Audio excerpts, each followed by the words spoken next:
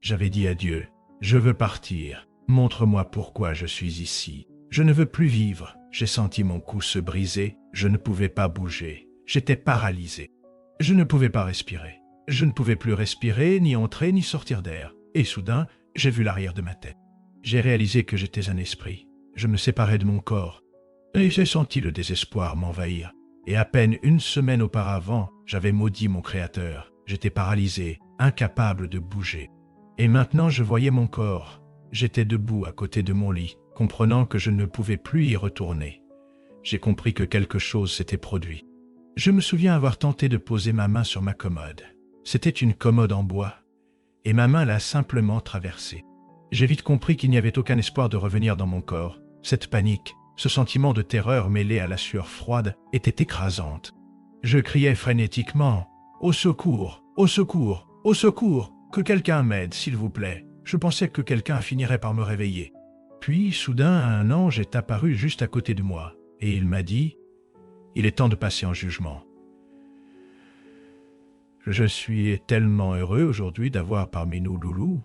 Il a grandi dans une communauté religieuse en tant que ménonite. Un jour, à la suite d'une fracture du cou, il a été arraché à son corps et emmené au paradis par un ange. Attendez de découvrir ce qu'il a vécu là-bas. Vous ne voudrez pas manquer ça aujourd'hui. Merci Loulou d'être avec nous. J'adore ton histoire. J'aime ce que tu as traversé et j'ai hâte que notre audience l'entende. Alors, s'il te plaît, raconte-nous ton témoignage aujourd'hui. Absolument. Je tiens d'abord à dire que tout ce témoignage n'aurait pas été possible sans le pouvoir de Dieu agissant dans ma vie. Je veux d'abord glorifier Jésus et louer son nom.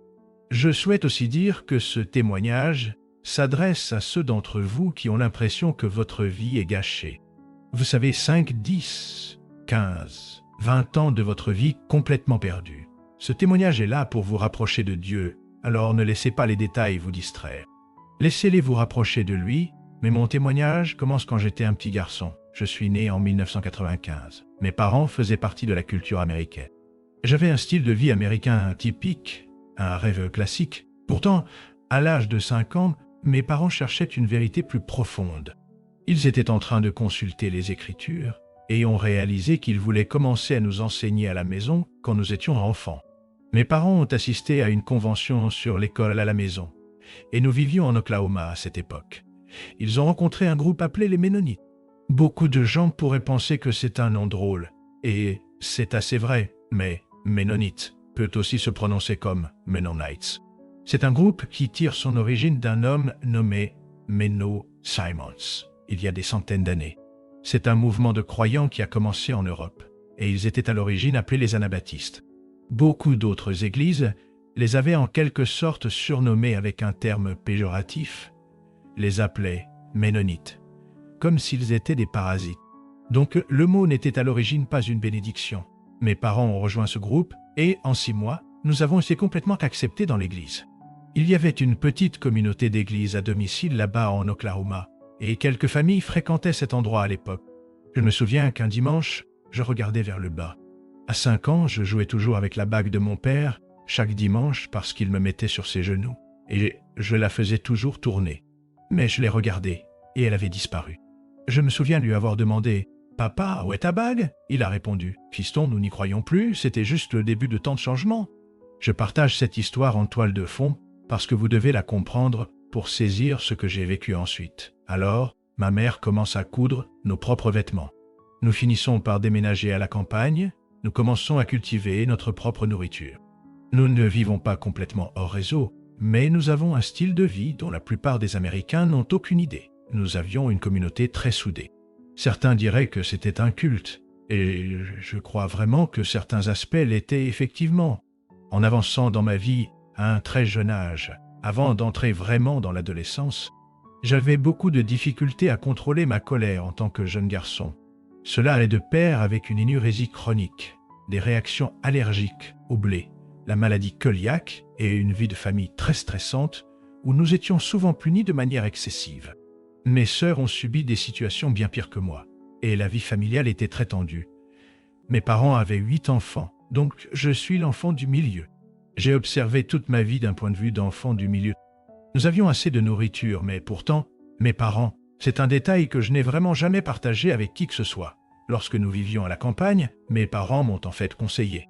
Ils m'ont dit « Hé, ce serait une bonne idée pour toi de te mettre à la chasse ». J'ai fini par aider à subvenir à de nombreux besoins alimentaires de notre famille en allant dans les bois et en récoltant de manière éthique une grande partie de la nourriture que nous mangions à table, principalement en chassant des cerfs. La survie en faisant ce qu'il fallait pour nourrir la famille était ancrée en moi, depuis mon plus jeune âge, une forte éthique de travail. Les Ménonites ont une incroyable éthique de travail et le groupe spécifique auquel nous appartenions, en Oklahoma, était très, très rigide.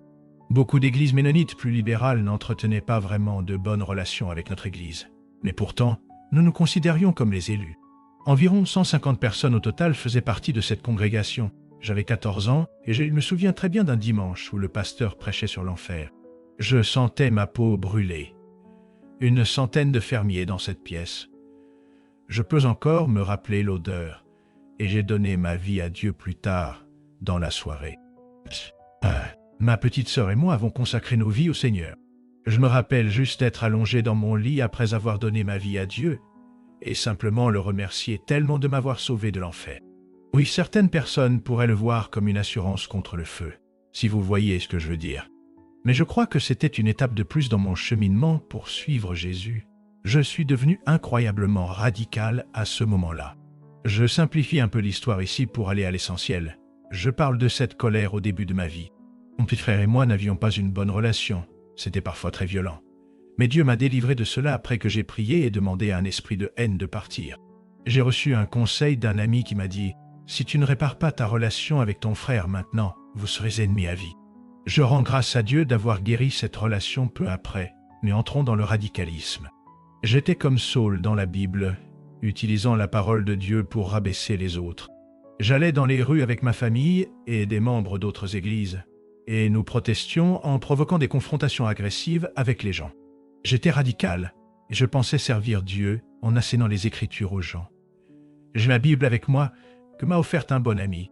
C'est intéressant de voir comment l'épée de Dieu, la parole de Dieu, peut aussi être utilisée pour blesser les gens. Cela ne ramenait pas les gens vers Dieu. Cela ne les aidait pas à se repentir de leurs péchés, ni à vivre l'amour du Christ. Je l'utilisais pour condamner, et je ne rapprochais personne de Dieu de cette façon. Alors, ma famille, je vais partager des détails sur cette plateforme que je n'ai pas révélée ailleurs, et rapidement entrer en conflit avec l'Église où nous étions. Ils cherchaient des liens plus profonds, désiraient des objectifs plus orientés vers la mission. Mes parents avaient rassemblé tous les jeunes de l'époque. Ma sœur aînée s'était mariée, et nous l'avions mise de côté parce qu'à ce moment-là, on pourrait dire qu'elle avait quitté la foi. Donc vous savez, nous sommes en 2014, on s'approche de 2015, et ma famille décide d'aller au Mexique pendant quelques mois. Mes parents et nous tous allons au Mexique. Nous vendons notre ferme en Amérique et partons simplement au Mexique. Tout cela se passe en même temps. Peu après, nous commencions réellement à établir une relation avec une colonie utérien. Maintenant, Jacob Hutter, à la même époque que Menno Simons, regardez tout cela. C'est un véritable terrier de lapins fascinant à explorer. C'est une histoire très riche. Il a fondé un groupe en Autriche appelé les Utériens. C'était similaire aux Ménonites, mais les Utériens vivaient en communauté. Tout le monde croyait aux actes d'eux, et je pense vraiment, j'en suis toujours convaincu aujourd'hui, que c'est une façon phénoménale de vivre la vie chrétienne. Ils partageaient tout en commun, et cela dure depuis centaines d'années. Nous avons donc rencontré un groupe au Minnesota qui vivait ainsi depuis de nombreuses années, et ils avaient été remplis du Saint-Esprit. C'était phénoménal. C'était revigorant de faire l'expérience de ce groupe, et donc nous avons quitté l'église ménonite, rejoint les Utériens, et vous savez, c'était un moment magnifique. Nous avons emménagé dans cette colonie. J'ai commencé à travailler. C'était un emploi du temps très chargé, mais les choses ont pris une tournure sombre. Ma vie de famille est devenue de pire en pire. L'instabilité dans ma maison. Il y a des détails que je ne peux pas partager. C'était vraiment difficile de voir ce que ma mère traversait. C'était une femme que j'aime profondément. Et il y a une histoire de rédemption au cœur de tout cela. Ma mère, à cette époque, traversait beaucoup de choses et malheureusement, cela a conduit à des événements assez graves à la maison, avec une certaine séparation, et ma mère est partie un moment. C'était le chaos. À ce stade, je faisais encore pipi au lit chaque nuit. Je dois partager ce détail aussi. J'avais vécu des terreurs nocturnes pendant la majeure partie de ma vie, et ces forces sombres venaient me rendre visite, me broyant. Nous appelons cela la paralysie du sommeil. La seule façon dont elle partait était que je prononce le nom de Jésus. Jésus est le seul nom capable de chasser ces forces obscures. Je me réveillais en sueur froide la nuit. Parfois, mon lit était trempé et je sentais cette force démoniaque essayer de s'asseoir sur moi. La seule chose que je pouvais dire en expirant, c'était « Jésus ». Et alors cette force s'éloignait. Me voilà, traversant ces attaques. J'étais dans cette colonie, travaillant de longues heures sans être payé, mais avec le logement assuré, il y avait des activités. C'était vraiment beau à l'extérieur, mais à l'intérieur, je commençais à lutter avec l'obscurité. Le combat intérieur de mon âme faisait rager. Je combattais contre les ténèbres et la lumière était en moi. Nous allions juste d'avant en arrière. Pendant ce temps, quelque chose s'est produit que je n'avais jamais vraiment vécu auparavant. Des chansons ont commencé à naître de mon âme. Le cri de mon cœur s'est mis sur papier. Je me souviens d'une des premières chansons que j'ai écrites. C'était comme... Cela peut paraître un peu cru, mais c'était semblable à l'envie pressante d'aller aux toilettes. Quand tu ressens ce besoin, tu y vas. Sans attendre. Écrire de la musique était très similaire à l'époque. Je ressentais cette brûlure dans mon cœur. C'était comme une urgence, et je composais la chanson qui glorifiait Dieu. À ce moment-là, j'avais environ un chœur de 30 à 40 personnes. C'étaient tous des garçons, âgés de 5 à 14 ans. Je pense même que nous avions un petit de 4 ans. C'était un moment précieux. J'enseignais ces chansons au chœur, les jeunes se réunissaient et nous chantions ces chansons que j'écrivais. Mon frère cadet m'aidait aussi avec certaines compositions. Et ainsi, ces chansons ont fini par être chantées lors de certains mariages. Je me souviens que mon frère et moi chantions une chanson et les gens demandaient « D'où vient cette chanson ?» Nous ne l'avons jamais entendue auparavant. C'était incroyable. Excusez-moi, je ne savais vraiment pas quoi dire. Puis j'ai pensé, eh bien, une des premières chansons que j'ai écrites s'appelait « Give Your Life Away ». Elle n'a pas été publiée, ce que je prie Dieu de me permettre de faire ici à l'avenir. Mais la chanson parle essentiellement de donner sa vie pour quelque chose qui va durer, de courir cette course avec courage. Rassembler des cœurs et des vies, et je ne fais que citer différentes paroles de la chanson. L'idée principale de la chanson était « N'essaie pas de sauver ta vie, car celui qui tente de sauver sa vie la perdra, mais celui qui donne sa vie pour le royaume de Dieu la trouvera éternellement. » Ces chansons étaient soutenues par les Écritures. Nous ne prenions pas des chansons à la radio. Nous ne reprenions pas des chansons d'aucun artiste. C'était purement des inspirations du Saint-Esprit. Mais quelque chose d'étrange est arrivé. J'ai commencé à être attaqué, principalement par ma propre mère. La femme qui m'a donné la vie, qui m'a élevé pendant mes premières années, est devenue ma plus grande ennemie. Pour ceux qui ont traversé cette douleur d'être attaqué personnellement par quelqu'un que vous aimez profondément, c'est une douleur que je ne souhaite même pas à mon pire ennemi. Ce dont Dieu merci, je n'en ai pas. Mais c'est une douleur difficile à décrire. Puis les anciens se sont retournés contre moi. Ils ont dit « Loulou, tu es aspiré par des démons. Tu ne peux plus écrire cette musique. » L'un d'eux a même dit « Nous préférerions que tu chantes de la musique country plutôt que cette musique du diable. » Et je suis brisé. Je sens la dépression s'approcher de plus en plus. De plus en plus. Nous avons eu une tragédie dans notre colonie et un pyromane. Nous l'avons découvert il y a à peine quelques années. A mis le feu à un de nos bâtiments.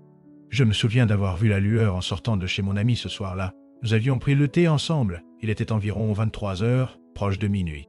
Je me souviens d'avoir levé les yeux et d'avoir vu de la fumée et une lueur dans le ciel. Et je me suis dit, qu'est-ce qui se passe? J'ai couru là-bas, et c'était l'entrepôt où nous travaillions qui était en feu.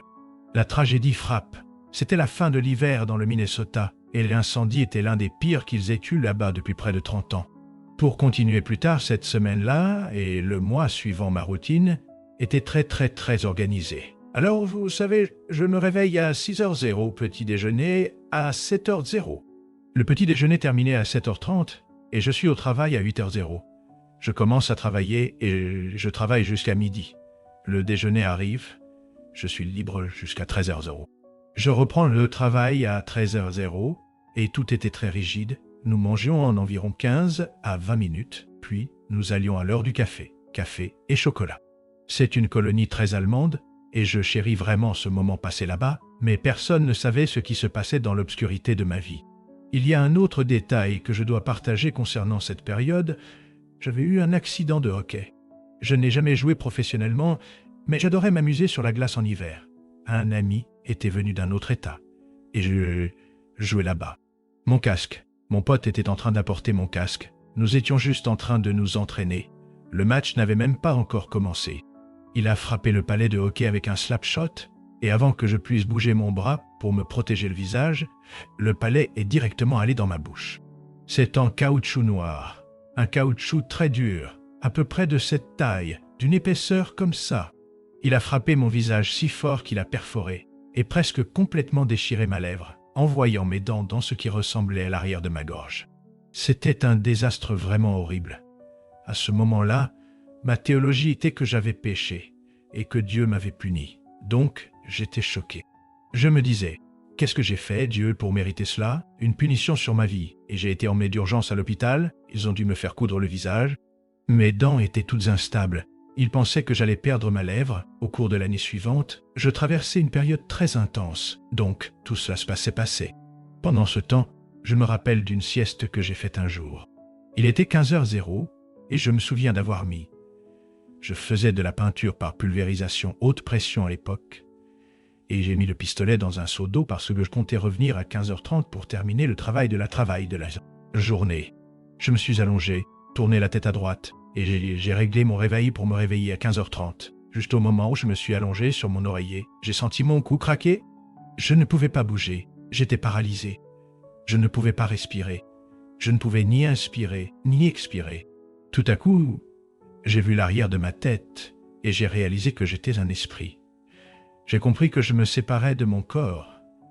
J'ai commencé à paniquer. Je me suis mis à dire « Non, non, non, non, non, non, cela ne peut pas arriver. Ce n'est pas réel, ce n'est pas réel. » Oui, je ressentais le désespoir qui montait. Pas même une semaine auparavant, j'avais maudit mon Créateur. J'étais tellement contrarié de me sentir piégé, d'avoir l'impression que ma main était frappée à cause de ce que je pensais être un don de Dieu pour écrire de la musique. Pourtant, tout le monde autour de moi écrasait ce don. Une semaine avant cette sieste, j'avais dit à Dieu, « Je veux sortir, montre-moi pourquoi je suis ici. Je ne veux plus vivre. » C'est ainsi que les choses étaient devenues sombres. Donc, une semaine plus tard, j'avais fait cette sieste et mon cou a craqué. Je suis devenu paralysé. Je ne pouvais plus bouger. Je regardais alors mon corps. Je me tenais à côté de mon lit et je réalisais que je ne pouvais plus entrer dans mon corps. Je comprenais qu'il s'était passé quelque chose, mais à ce moment-là, je ne savais pas quoi. Je me souviens avoir essayé de poser ma main sur ma commode en bois, mais ma main est tout simplement passée à travers. J'ai vite réalisé qu'il n'y avait plus d'espoir de retourner dans mon corps. Cette panique, ce sentiment de panique quand tu es en sueur froide, et tu te dis, et je me souviens m'être pincé, et en regardant ma peau, j'ai vu une marque de pincement dans mon esprit. Je me disais que se passe-t-il? Donc, je n'ai même pas pris la peine d'emprunter le couloir. Je n'ai pas utilisé la porte, je suis simplement passé à travers le mur pour sortir. Il y avait une femme qui faisait la lessive. Elle avait un enfant en bas âge sur la hanche, et elle faisait sa lessive. Dans notre colonie, la buanderie se trouvait au centre, et elle marchait pendant que je criais frénétiquement « Au secours! Au secours! Au secours! Au secours! Quelqu'un, aidez-moi, s'il vous plaît !» Pensant que peut-être quelqu'un pourrait me réveiller. Pendant que je faisais cela sur le trottoir, quelqu'un a traversé mon corps. J'ai vite réalisé que ses yeux étaient vitreux. Il ne pouvait pas entendre le royaume spirituel. En restant là, mon ouïe est devenu supersonique. Je pouvais entendre des choses à des kilomètres, des voitures démarrant, des enfants jouant près du ruisseau. Il y avait tant de détails, et mon ouïe était comme une râpe à fromage sur ma tête, comme si mes nerfs étaient trop stimulés. Alors que j'étais dans cet environnement chaotique soudainement, un ange est apparu à côté de moi en disant « Il est temps de passer en jugement. Je me souviens avoir pensé... » Eh bien...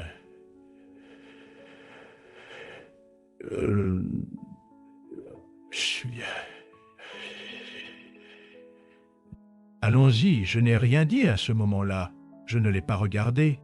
J'ai quitté la terre et commencé à m'élever. Je me souviens avoir traversé 3 niveaux différents. À ces niveaux, en quittant la terre, elle apparaissait de loin.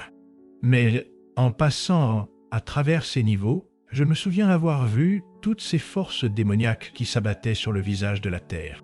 Je me souviens avoir pensé qu'il y avait une guerre en cours. Excusez-moi. En regardant ces différents niveaux, en passant à un niveau, il y avait des démons, et ils avaient l'air déformés. Ils avaient des visages humains, mais certains portaient des cornes, d'autres étaient mal nourris. Non. Certains avaient une apparence très, très robuste. Leur couleur était gris ardoise. Je ne pouvais pas distinguer beaucoup de détails, mais ils criaient « Loulou, ne pars pas avec lui !» Ils ne pouvaient pas regarder l'ange qui se tenait à mes côtés. Ils ne pouvaient pas regarder l'ange à côté de moi, mais ils disaient « Ne pars pas !» Ils me tendirent la main. Je me souviens avoir pensé intérieurement que je pouvais partir avec eux et rester avec ce que je connaissais sur terre, ou bien suivre cet ange, être obéissant et aller au jugement. Une partie de moi voulait partir, une autre voulait rester avec ce qui m'était familier sur terre, mais je savais que je devais répondre à l'appel. C'était étrange de ressentir ce libre arbitre dans le royaume spirituel. Alors que je quittais la terre en lévitant au-dessus, les 3 niveaux semblaient se fondre dans la surface de la terre. Je me souviens avoir vu que la terre était recouverte d'un voile, et des milliers de démons couraient dessus. Il y avait une grande bataille chaotique, mais intense, contre la lumière qui émanait de la terre. Des rayons lumineux ressemblant à des éruptions solaires jaillissaient presque de la surface terrestre. À chaque fois, ils se précipitaient en masse vers ce rayon lumineux, et boum, un autre apparaissait presque en Amérique du Sud. Je pouvais voir la terre entière de loin. Je me souviens avoir pensé que c'était une lutte entre le bien et le mal. Je savais que Dieu et les anges se trouvaient en dessous. Ce devaient être les enfants de Dieu. Plus tard, j'ai conclu que cela ressemblait aux prières des saints qui montaient, tandis que les démons tentaient de les arrêter, sans succès, car la lumière est plus forte que l'obscurité. Peu après, nous continuâmes à voler dans le ciel, la terre reculant peu à peu à l'horizon. Je heurtais un mur d'eau d'environ 2 mètres d'épaisseur. C'est une estimation approximative. Je ne pouvais pas vraiment mesurer, évidemment, suspendu au milieu. Mais c'était bien un mur d'eau, là, dans le firmament, et c'était très déroutant de me retrouver dans ce mur d'eau. Mais à présent, l'ange passa de mon côté à l'avant. Il dit « Tu dois libérer tout ce qui est en toi. Tu ne peux pas. Tu dois expulser tout l'air que tu as en toi pour aller là où nous allons. » Je me souviens avoir relâché un peu de l'oxygène en moi, et c'était comme si cela prenait feu. C'était vraiment unique. À ce moment-là, je ressentais. Avant cela, j'avais le sentiment de pouvoir choisir ce que je devais faire. Mais là, j'ai vraiment dû me rendre. Je me souviens m'être battu pour ce dernier souffle. Je m'y tenais, j'étais dans l'eau, je le regardais et il brillait. Il était très grand, au moins 240 mètres, peut-être un peu plus, mais autour de 2,4 mètres sur cette plage. Il ressemblait à un guerrier et son visage rayonnait. C'était difficile à voir à ce moment-là, mais je me suis finalement rendu et j'ai dit « D'accord, j'accepte tout ce qui m'arrivera. » J'ai finalement lâché prise. Dès que je me suis rendu, nous avons été transformés et mes yeux se sont ouverts à une nouvelle dimension du royaume spirituel. Il y avait ce stade, comme un bâtiment carré que je me souviens avoir vu au loin. Nous étions au-dessus, puis nous sommes rapidement descendus à l'intérieur. C'était lumineux. Cela ressemblait au soleil, mais je voyais un stade avec une disposition de gradins. Nous avons atterri juste au milieu, et j'avais l'impression que mes yeux s'ajustaient. Mes yeux s'habituaient à la lumière. La première chose que j'ai vue, ce sont des carreaux, et c'était comme des œuvres d'art. Ils étaient translucides. J'ai essayé de déterminer de quel matériau il s'agissait, mais il y avait des œuvres d'art suspendues, comme des émeraudes, des diamants et des fleurs. Mais c'étaient des œuvres majestueusement sculptées que contenait chaque carreau de ce que je sais maintenant être le salon du trône que j'ai pu voir à ce moment-là. Je crois que Dieu me protégeait de sa gloire, parce que personne n'a vu le visage de Dieu, et je n'ai pas vu le visage de Dieu. Mais en levant les yeux, je me suis tourné et j'ai vu ce que je crois être Dieu assis sur un trône. Et c'est ce qui me trouble vraiment, je l'ai vu boire dans une tasse de café. Je me souviens avoir pensé, avec mon esprit un peu hautain à ce moment-là, « Comment oses-tu t'asseoir ?» Et sachez que je me sentais incroyablement sûr de moi à ce moment-là. J'avais cette attitude. Et j'ai vite découvert ce que Dieu pouvait faire face à cette mentalité. Alors, tandis que j'absorbais tout ça, je restais stupéfait devant la variété de gloire qui m'entourait. Je levais les yeux et il y avait ce qui ressemblait à des milliers, voire des centaines de milliers, d'anges, tous alignés au garde à vous, de différentes nationalités, tous vêtus de robes. Ah, il se passait tellement de choses, mais je regardais autour de moi, prenant tout cela en compte. Ils étaient tous au garde à vous, des anges à mes côtés. J'entends ensuite « Il est temps pour le jugement » et c'était comme que cela commence, de grands écrans se sont levés, et ma vie a commencé à défiler depuis le tout début. Je suis né au Texas en 1995, mes parents me tenant dans leurs bras. Je pouvais voir la maison dans laquelle je suis né. Mes parents me tenaient, un petit garçon doux. Puis, ma vie a avancé rapidement vers ces premières années, alors que mes parents commençaient à découvrir ce groupe de personnes avec qui nous avons emménagé. Puis sont venues les périodes sombres.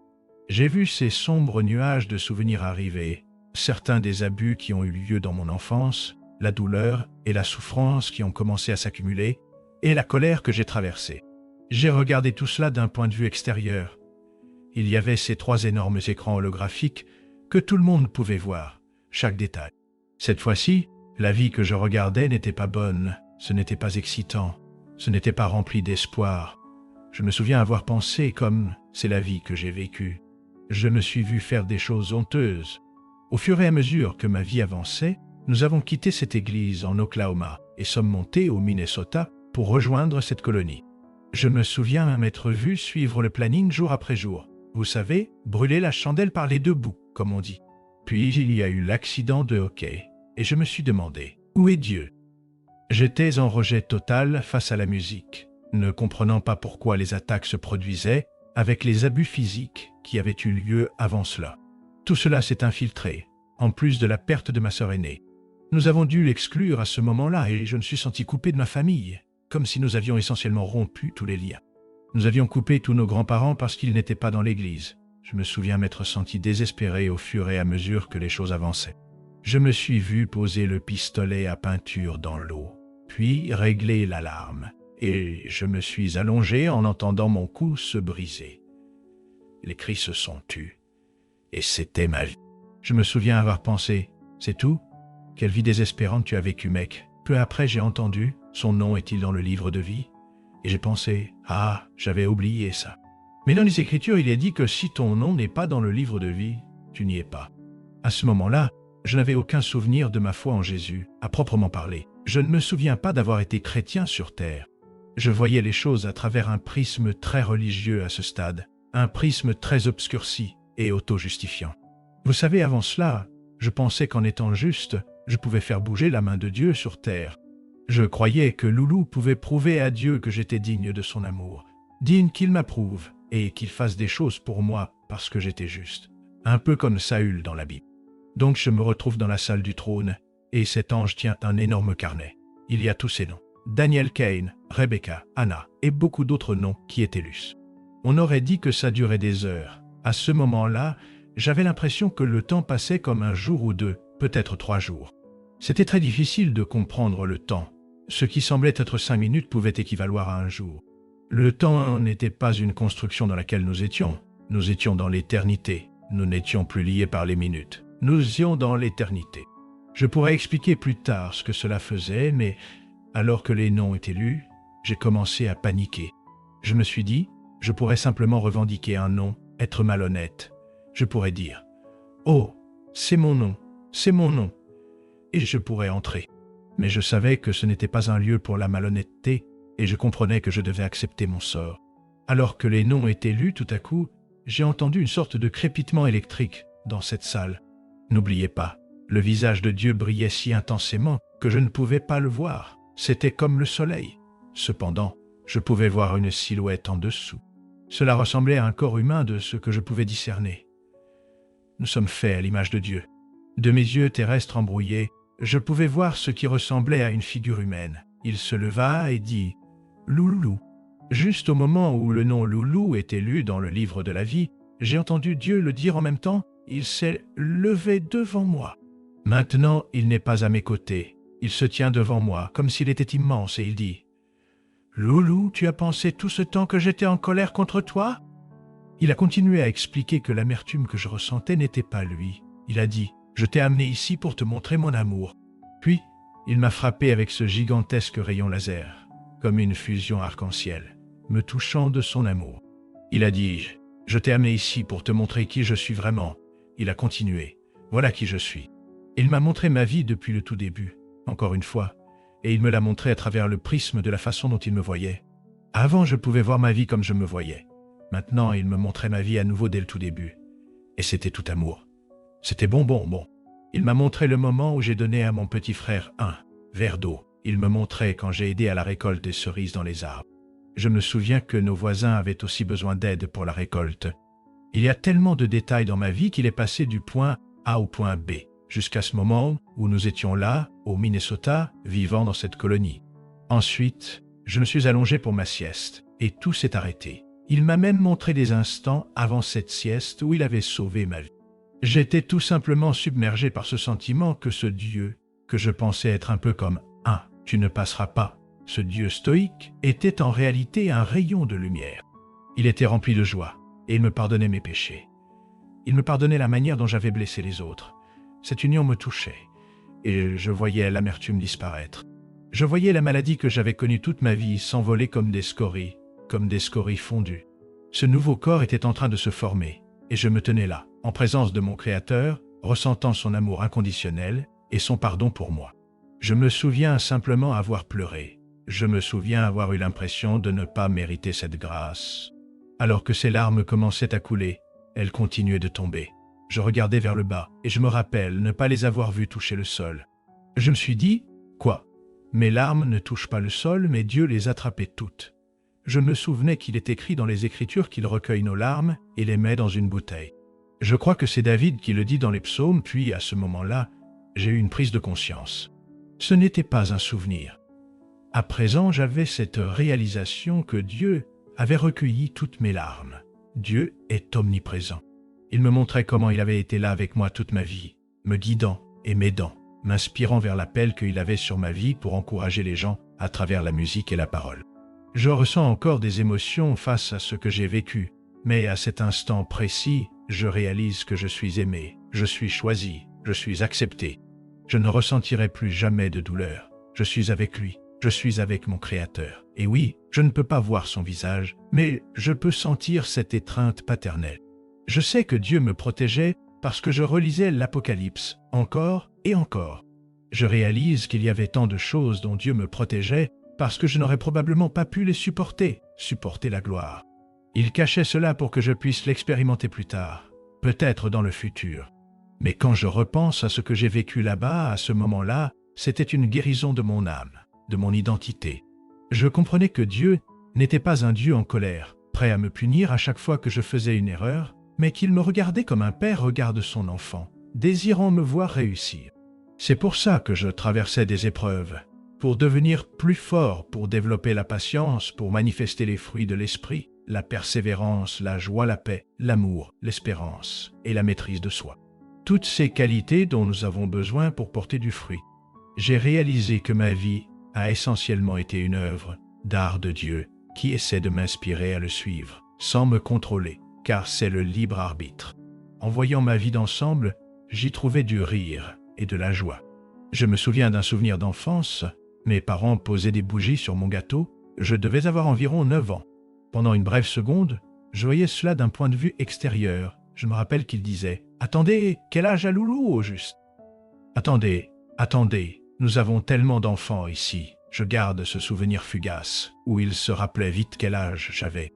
Ce n'était pas qu'ils avaient oublié, c'était juste un moment drôle dont Dieu et mon ange riaient. Moi aussi, j'en riais. C'était comme si Dieu accordait de l'importance à ces petits détails, puis j'ai vu que Dieu partageait ma douleur, il a vu chaque coup que j'ai jamais reçu. J'ai compris à ce moment-là que, puisque Dieu est omniprésent, il ressent toutes nos souffrances. La seule façon pour le diable de blesser Dieu, c'est en nous blessant. Mes yeux se sont ouverts. Pourquoi tant d'enfants meurent-ils? Parce que l'ennemi est là pour tuer, voler et détruire. Dieu ressent cette angoisse. Il ressent cette douleur parce qu'il est partout à la fois. C'était une révélation saisissante que j'ai eue alors. Cela me fait pleurer parce que notre Créateur ressent ce que nous vivons. Quand nous le rencontrerons face à face, il pourra nous accompagner à travers toute cette douleur parce qu'il a ressenti lui-même. Cette prise de conscience a été un moment entier. C'était tellement guérisseur pour moi de sentir que je n'étais pas seul. Je n'étais pas seul face à toutes ces terreurs nocturnes. Je n'étais pas seul face à toutes ces fessées injustifiées. J'ai probablement mérité certaines des fessées dans mon enfance. Mais au ciel, je réalise que tout cela est en train de se guérir. Pour ne pas perdre de temps, je vais passer à d'autres événements qui se sont produits. Peu après, il y a cette réjouissance qui a lieu. Pendant que mon Père Céleste et moi partageons ce moment, les anges lancent dans les airs des sortes de lance-roquettes, criant comme « Loué soit l'agneau qui a été immolé ». C'était un tumulte mêlant ordre et louange à la fois. Rien n'était désordonné. Tout était parfaitement synchronisé. Il y avait de la musique qui résonnait au ciel, semblant venir de 3 groupes, mais tous jouaient à l'unisson. La chanson était intense.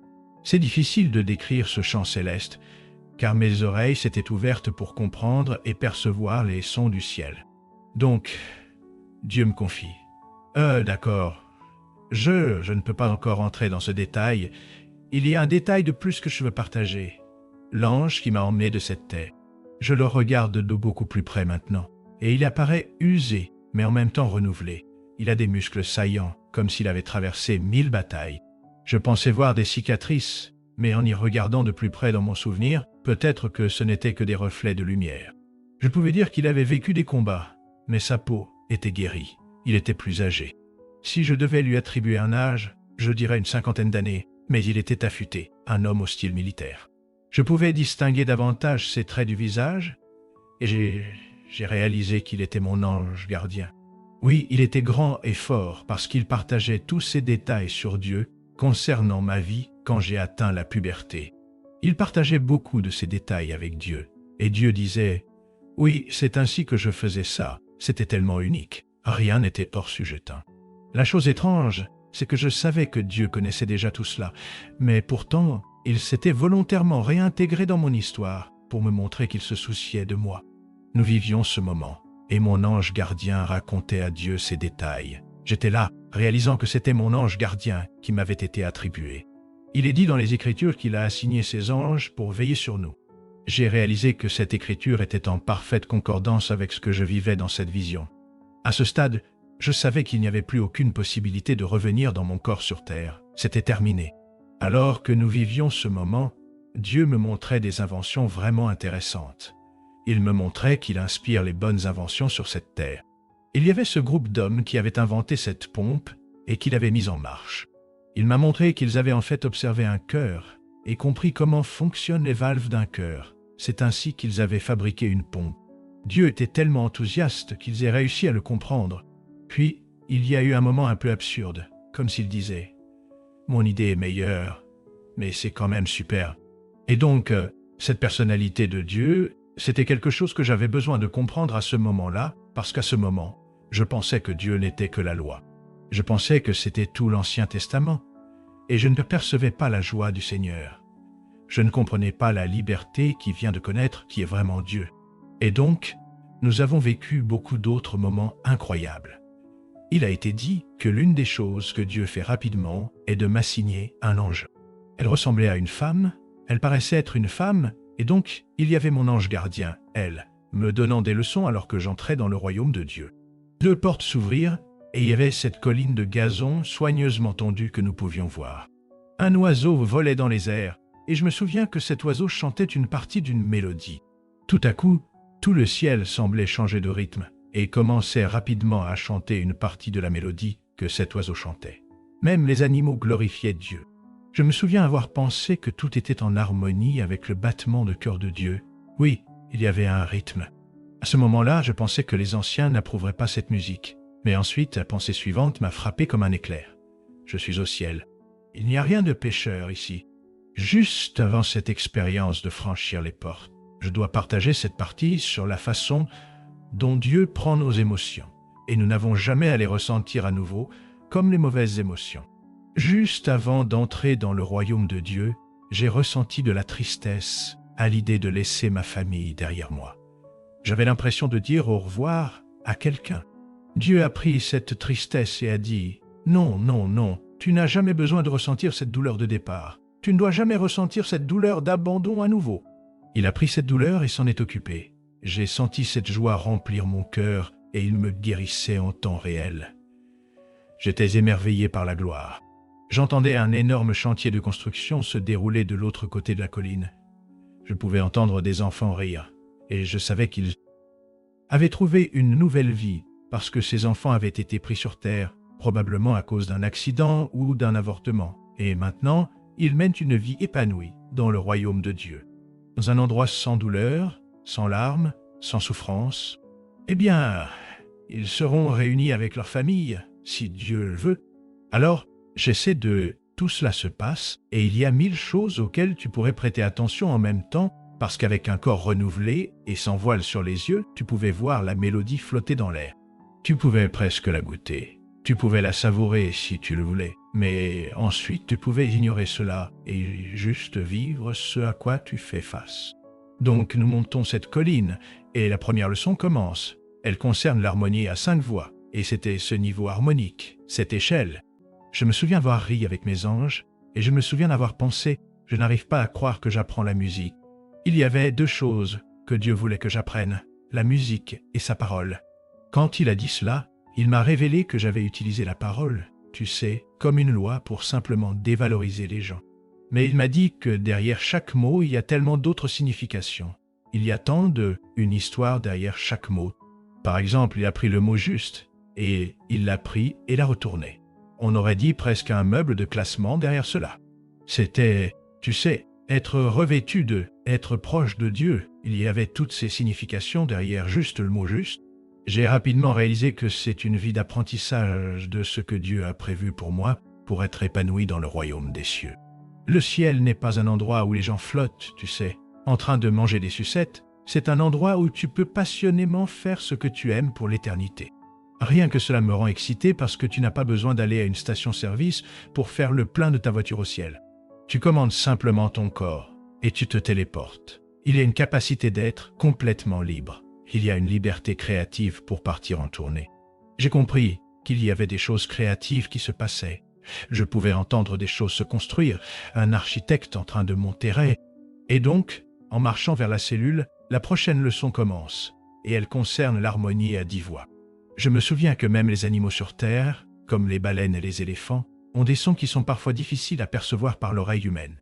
Mais maintenant que mes oreilles sont ouvertes, il y a un niveau harmonique au-dessus et en dessous de ce que je pouvais entendre avec mes oreilles terrestres, où Dieu voulait que je commence à composer.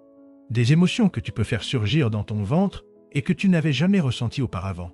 Je me souviens avoir ressenti une telle vitalité, sachant que je pouvais connaître la parole de Dieu et la musique pour l'éternité. Rien que ça, j'étais tellement enthousiasmé. Alors que je vivais un moment de béatitude riant et profitant pleinement de cet instant tout à coup, en un clin d'œil, je me suis retrouvé sur terre, dans mon lit. Il s'était écoulé 29 minutes. Mon réveil sonnait et mon cou n'était pas cassé. J'étais sur terre, j'étais juste là. Je suis tombé au sol en criant « Non, non, non, non, non, non, je ne voulais pas m'éloigner de cela. » J'entendais mon ouïe se refermer, mais je ressentais quelque chose de différent à l'intérieur. Je m'étais éveillé et je ressentais une paix que je n'avais jamais connue auparavant. Peu après ce moment où je me suis levé, j'ai parlé à mon frère de la salle de sport et j'ai trouvé la date exacte à laquelle cette vision s'était produite, 23 mai 2016. Ce matin-là, en relisant mon journal, je me souviens juste d'avoir écrit à la fin. Il y a tant de détails que je ne peux pas simplement écrire et décrire.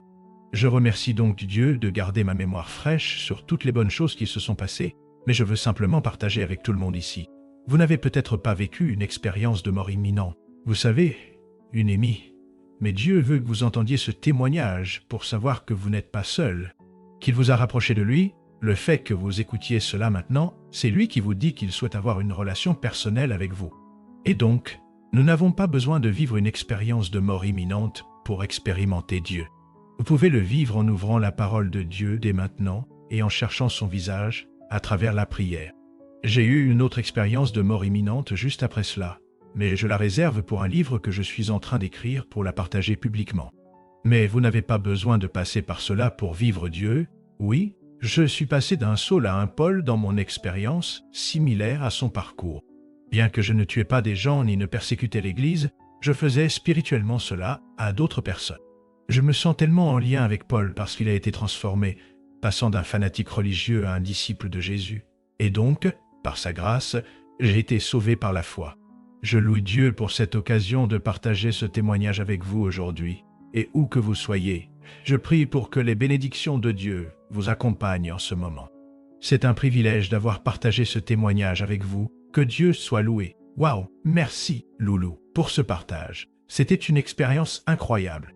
J'avais vraiment l'impression d'y être avec vous. J'aime la façon dont vous avez dit qu'il n'est pas nécessaire d'avoir une expérience de mort imminente pour vivre cela, car nous avons pu entrevoir la gloire dont vous parliez. Une chose qui ressort vraiment, c'est l'amour du Père. Il a dû vous montrer qu'il vous a complètement transformé, et vous avez changé à cause de votre expérience. On dirait que l'histoire de chacun est rédimée au ciel. Absolument. C'est intéressant de voir la perspective que j'avais en y entrant et celle que j'ai en sortant de cette expérience. Maintenant que je suis sur Terre, je ne peux plus voir ce que Dieu fait de la même manière. Je vois les choses différemment, c'est ce que j'essaie de dire. Donc, quand un accident ou un événement tragique survient, je ne le considère plus comme une punition de Dieu. Je le perçois comme le fait que nous vivons dans un monde déchu, où il y a des gens qui pêchent. Il y a des gens qui font des erreurs, mais cela reste une opportunité de plus pour que je désire le moment où je pourrai être avec Dieu dans l'éternité, où il n'y a ni douleur ni souffrance. Je réalise que ce n'est qu'un bref aperçu. Si nous éprouvons le moindre bonheur sur cette terre, cela sera 1000 fois plus intense au ciel. Maintenant, nous avons la possibilité. Cela m'enthousiasmait quand vous avez dit que nous pouvons aller dans différents endroits du ciel. On dirait que ce sera non seulement rempli d'une gloire et d'un amour constant, mais aussi d'expériences sensorielles à la découverte de différentes parties de le ciel. Nous ne pouvons pas vraiment concevoir cela. Les Écritures disent qu'il y aura un festin, et je crois fermement qu'il y aura un festin céleste. Nous pourrons rencontrer des chefs étoilés qui ne demanderont rien en échange pour nous faire manger à leur table. Nous vivrons ces expériences. Donc, je ne vous promets pas cela. Je vous assure simplement qu'il y aura des choses qui vous émerveilleront, des choses que les humains ne peuvent pas comprendre. Nous avons déjà expérimenté le surnaturel en tant qu'humains. Cela devrait nous indiquer que Dieu a tellement plus à nous offrir, parce qu'il existe une 4e dimension. Il est parfois très difficile d'être avec des personnes qui ne vivent que dans la 3e. Ils pensent que tout se passe ici sur Terre, et c'est tout. Ouais, quelle manière désespérée de vivre la vie. Il y a tellement plus pour quoi vivre, car nous sommes bien plus spirituels que physiques. Exactement. Oui. Tu sais une autre chose, c'est qu'enfant, tu avais ce don, ce Saint-Esprit, cette musique céleste t'a été donnée. Il n'y avait aucune influence extérieure. C'était comme si l'ennemi, à travers les gens, essayait de le voler et de l'écraser. Cela ressortait quand tu étais au paradis, à propos de la musique et de la façon dont elle s'intensifiait encore plus.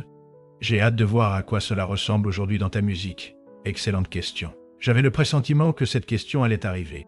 Le Seigneur me fait traverser une saison de développement de caractère et de purification. Donc, je sais que Dieu m'a donné le don de la musique et j'en prends soin en enregistrant beaucoup de mes mots vocaux. J'en prends soin en chantant pour mes 2 petits garçons. J'en prends soin en écrivant de la musique. C'est normal d'être dans une saison de retrait. Je sais que Dieu me donnera l'opportunité d'enregistrer cette musique professionnellement dans le futur. J'ai essayé d'enregistrer quelques chansons, mais je crois vraiment que Dieu a un meilleur timing pour cette musique. Alors je continue d'écrire, je continue de chanter, et je continue de demander à Dieu de mettre sur mon chemin des personnes capables d'enregistrer professionnellement, qui peuvent prendre ces talents bruts et permettre au son de résonner comme le ciel. Parce que j'ai essayé de le faire par mes propres moyens il y a quelques années. J'ai essayé d'écrire de la musique tout seul, et je me suis rendu compte très vite que le moment n'était pas encore venu. Ce sera très bientôt. Alors je reste fidèle, écrivant plein de chansons, et je sais que Dieu m'a appelé à être auteur. Je termine un livre qui a pris près de 7 ans à être préparé.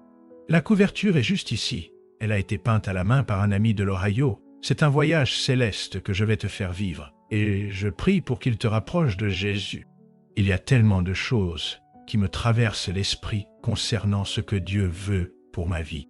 Mais ce que je sais qu'il veut pour moi en ce moment, c'est d'être un mari fidèle, d'être un père fidèle et de subvenir aux besoins de ma famille.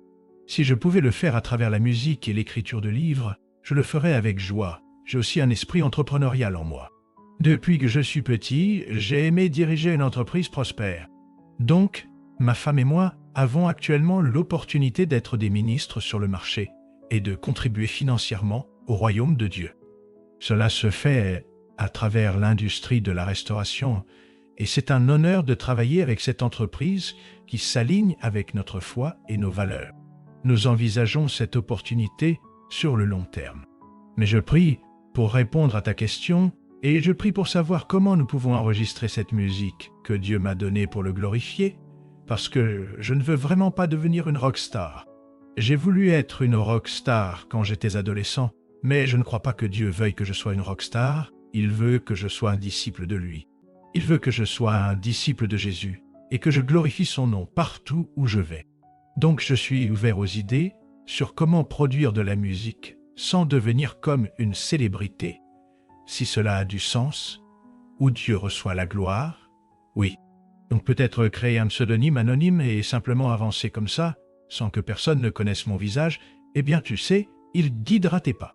Et comme je l'ai dit, je pense qu'il est important de prendre en compte ce que tu as dit, c'est-à-dire que nous devons attendre le Seigneur, puis nous expérimentons le surnaturel, parce qu'il est facile de s'emparer de quelque chose et qu'ainsi il ne reçoit pas toute la gloire. Oui, et pour préciser un peu plus la réponse à ta question, je comprends qu'une graine doit mourir dans la terre avant de germer, et donc je suis dans ce processus. J'ai été planté, et je suis reconnaissant d'attendre le Seigneur et de laisser mon esprit se renouveler, afin que, lorsque le moment de la croissance arrivera, je sois bien enraciné comme un arbre près d'un ruisseau d'eau vive. Et quand la sécheresse viendra, je ne flétrirai pas. Ce n'est tellement pas moi qui me donne la vie, c'est Dieu qui vit à travers moi. Et je suis tellement reconnaissant de ne pas avoir connu, tu sais, un énorme succès financier. Tu sais, il y a 7, 8, 10 ans. Parce que tout cela aurait été un vrai chaos. Je suis juste reconnaissant que Dieu me réserve cela pour l'avenir. Et pour tous ceux qui ont l'impression que les choses prennent plus de temps, eh bien, ça ira.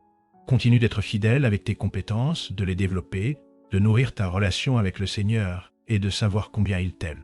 Et c'est une chose qui a tellement émergé de ton expérience du ciel, c'est l'amour du Père. Il n'y a aucune condamnation. Ce n'est pas par nos actions, mais grâce au don gratuit du salut et de la grâce, et à combien il nous aime. Même, j'adore la partie où tu as dit, même dans les moments difficiles, dans les temps douloureux, il est là, il est toujours avec nous. Merci Seigneur Jésus de nous avoir ouvert un chemin pour pouvoir aller au ciel et vivre cette gloire. Que dirais-tu est le principal enseignement à retenir? Si tu devais choisir un mot de ton expérience, celui auquel tu penses chaque jour, ce serait « mariner dans la parole de Dieu ». Oui, cela n'est peut-être pas apparu dans la vision, mais je sais que Dieu veut que nous soyons baignés dans sa parole. C'est l'expérience que j'ai vécue. La grande leçon de mon expérience, c'est que Dieu veut que nous soyons tellement imprégnés de sa parole qu'elle chasse la dépression. Tu sais, je n'ai pas été touché par la dépression depuis cette expérience et je rends grâce à Dieu pour cela, car je sais ce que c'est. C'est paralysant. Oui, j'ai eu des moments de faiblesse, mais je sais qu'en m'immergeant dans la parole de Dieu, tout comme tu assaisonnes la nourriture, permets à ta vie d'être assaisonnée de la parole de Dieu. J'écoute beaucoup d'audio, donc je ne lis pas beaucoup, mais je l'écoute. Tu sais, au moins tous les 2 jours pendant une période prolongée.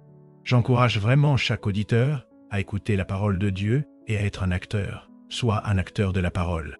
Je reste convaincu des choses que je dois faire pour m'aligner davantage avec Dieu. Tu sais, des façons de poursuivre la justice qui se révèlent à moi et me permettent de voir des domaines dans ma vie que je dois renforcer en mettant l'armure de Dieu chaque jour. C'est un choix quotidien, et c'est fou, mais l'ennemi cherche toujours à détruire la vie et à l'engloutir. Il s'approche de toi en essayant de mettre des choses dans ta vie qui te distrairont de ce que Dieu veut que tu fasses. Donc, en t'alignant avec la parole de Dieu, je vais te pointer directement vers la Bible. Lis les Écritures, suis-les, obéis-leur. Oui, il y a 1000 façons parfois de voir les choses, mais à la fin de la journée, tu dois te repentir de tes péchés. Tu dois être lavé dans le sang de Jésus et tu dois être rempli du Saint-Esprit. Le royaume de Dieu est là. Oui, nous sommes dans les temps de la fin. Je ne pourrais être plus d'accord, c'est assez simple. Repens-toi, le royaume de Dieu est là. Mon enseignement est de t'immerger dans la parole de Dieu. Oui, amen. J'aime aussi comment dans Matthieu 13, 12, il est dit « À celui qui a, on donnera. Plus nous puisons dans sa parole et lui obéissons, plus il nous donne. » Je pense que c'est la clé pour vivre cette vie surnaturelle qui est un avant-goût de son paradis ici sur terre. Merci encore beaucoup, Loulou, de partager ton histoire incroyable avec nous aujourd'hui. Je dois dire que je peux voir que tu es dans le secteur de la restauration, car il semble que peu importe ce que nous faisons, il nous donne des exemples en lien avec ce que nous faisons, non? Donc, oui, j'ai une petite histoire qui va encourager quelqu'un. Cette dernière année a été un véritable processus de purification pour moi dans le secteur de la restauration. J'accueille en moyenne entre 9 000 et presque 15 000 clients par semaine dans ce domaine. C'est serré. Je fais partie des 215 employés de l'établissement où je travaille. Je partage cela parce que si vous travaillez actuellement dans un domaine où vous sentez que vous ne faites pas suffisamment entendre votre voix, c'est normal. Commencez à demander à Dieu de mettre dans votre vie des personnes que vous pouvez encourager. Donc, pour commencer, cette dernière année, je demandais à Dieu, « S'il te plaît, montre-moi qui je peux encourager. » Et c'était mes collègues. La semaine dernière, j'ai reçu une enseignante. Elle est responsable de tout ce comté. J'habite actuellement en Géorgie, mais elle gère l'un des plus grands districts scolaires de Géorgie, et elle m'a demandé comment elle pouvait aimer son ennemi. Le Saint-Esprit m'a utilisé pour lui parler. Alors maintenant, cette enseignante se rend dans son district scolaire et fait face à une situation très difficile en ce moment. Nous sommes partenaires dans le royaume de Dieu, où elle peut venir profiter d'un repas chez moi. Et nous pouvons maintenant parler du royaume de Dieu d'une manière qui n'aurait jamais été possible si je ne suivais que mes propres occupations. Alors, soyez obéissants là où vous travaillez, mais ouvrez aussi vos oreilles pour écouter à qui Dieu veut que vous parliez. Cela arrive avec quelqu'un qui vous pose une question. La plupart du temps, je n'entends pas Dieu de manière audible. Je ressens simplement dans mon cœur que je dois agir et je dois écouter cette impression. J'apprends encore à être obéissant à la voix de Dieu. Pour conclure cette histoire, elle sait maintenant comment littéralement amonceler des braises sur la tête de cette personne qui a été son ennemi pendant tant d'années. Je suis impatient de voir comment cette histoire de rédemption va se dérouler. Avant de clore ce moment, je veux partager qu'au cours des 7 dernières années, ma relation avec mes parents s'est complètement réparée. Un miracle s'est produit, transformant les pensées de mort qui pesaient sur ma vie dans les premiers jours, après avoir quitté la maison. J'ai quitté la maison juste après cette vision. J'ai recommencé ma vie dans un autre état et j'ai retrouvé mon équilibre. Je veux dire que les 3 ou 4 premières années ont été très difficiles, mais Dieu, par sa miséricorde, m'a permis de rétablir complètement ma relation avec ma mère et mon père. Ils cherchent la face de Dieu chaque jour et j'adore me connecter avec eux. Je vais probablement appeler ma mère cet après-midi pour parler de cette semaine et je mentionnerai même cette interview. Cela a évolué d'une relation très hostile à une relation vraiment guérissante. Je prie pour tous ceux qui nous écoutent en ce moment. Si vous traversez une période difficile, un divorce ou une séparation d'un être cher, Dieu peut apporter la guérison. Je suis un témoignage vivant de sa capacité à réconcilier les relations dans ma vie. Pourriez-vous prier pour conclure sur cette note? Je le ferai volontiers. Ce serait un honneur de prier pour chacun d'entre vous. Père Céleste, nous venons devant toi, te remerciant pour cette opportunité d'être sur terre pour un jour de plus. Nous te demandons, Seigneur, de faire de nous des intendants des opportunités que tu nous offres. Nous te demandons d'être remplis de ton Saint-Esprit, et nous te remercions de nous avoir remplis de ton Saint-Esprit. Seigneur, merci pour ta protection contre tout mal et danger. Merci d'avoir envoyé tes anges pour nous protéger et veiller sur nous. Merci, Seigneur, car tu ressens notre douleur, tu comprends les épreuves que nous traversons, et nous ne sommes jamais seuls, c'est vrai. Père Céleste, je couvre tous les auditeurs et spectateurs avec le sang de Jésus, et j'ordonne à toute obscurité de fuir leur vie. Qu'ils soient libérés de toute addiction et de toute douleur, et qu'ils fassent l'expérience de toi à un nouveau niveau aujourd'hui. Que ce soir, lorsqu'ils iront se coucher, ils aient des rêves de révélations célestes qui les rapprocheront de toi. Seigneur, je prie pour que mon nom ne soit pas glorifié, mais pour que ton nom, Yeshua, soit glorifié. Au nom de Jésus, je proclame ta manifestation sur terre, alors que nous entrons dans ces temps de la fin, afin que tu sois glorifié, que le reste du peuple se lève et que le réveil balaye à nouveau ce pays. Je te remercie de nous avoir donné l'opportunité de partager ce témoignage avec ces personnes aujourd'hui. Je prie pour une bénédiction sur tous les auditeurs, au nom de Jésus. Amen. Au nom de Jésus. Amen. Alléluia.